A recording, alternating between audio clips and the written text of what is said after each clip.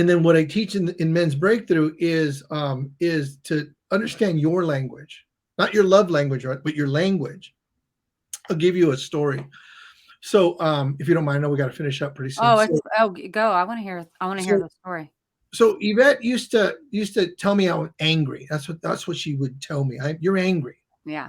and I hated it when people would tell me I hate it because I never felt like I would get angry. I didn't And like then they say you're being angry, and then it makes you angry. it. Now I Oh am right. gosh, now I am.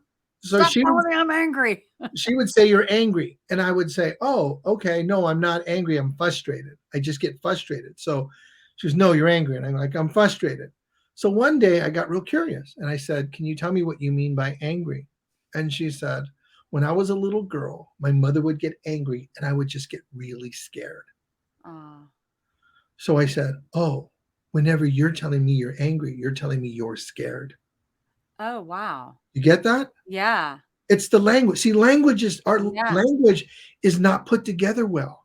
We're using something to say something because we don't know how to articulate what we really want to say. Mm. So I'm going to say, Debbie, you're angry. And what I'm telling you is I'm scared. But I didn't tell you I'm scared because I didn't even know that. I'm so busy trying to protect myself from experiencing being afraid. I'm Mm. gonna I'm gonna throw it at you. Does that make Wow. sense? Yeah, it does. And language, I didn't know where you're going with that. This is Yeah. brilliant.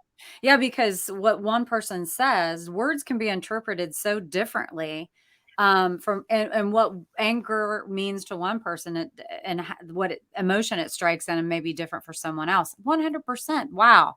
Almost always. It's almost like if I asked you to define the word fascinating, right? I'm taking a word like I don't really have a definition for fascinating, but I could use the word fascinating, right? Yeah. But you say, Martine, what do you mean by fascinating? I'd have to actually have to stop and figure out what I mean by that. Yeah.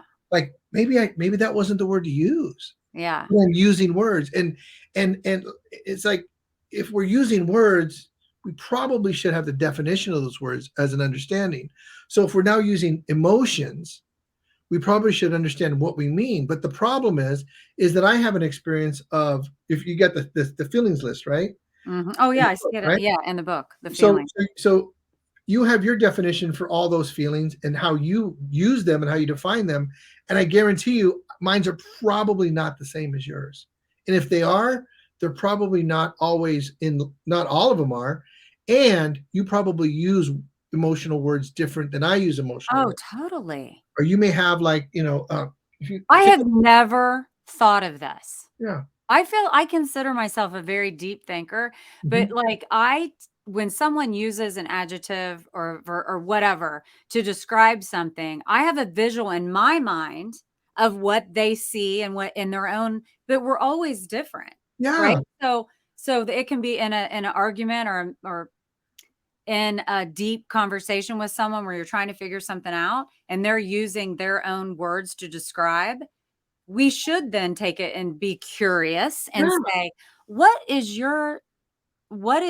do you mean angry? Like what you said to your ex-wife. Yeah. What does that make you feel? What do you think that is? And then you were like, aha, all these years she's been calling me angry, and it's not what I consider angry.